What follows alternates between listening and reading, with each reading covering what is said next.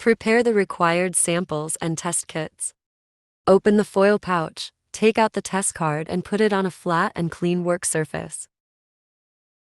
Use the provided capillary tube to aspirate 10 microliter of the serum sample or 20 microliter of plasma sample, then add it vertically to the sample hole S.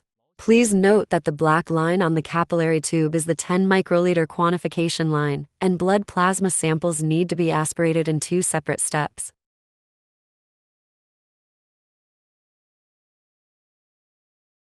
Then immediately add 2 drops of the assay buffer to the sample hole S.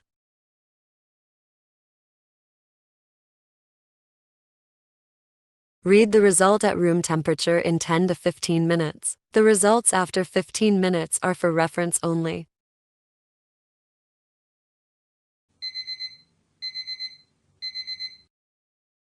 Interpret the results within the result window. If only the control line C appears, it indicates a negative result. If both the test line T and the control line C appear simultaneously, it indicates a positive result. If the control line C does not appear, the result might be considered invalid.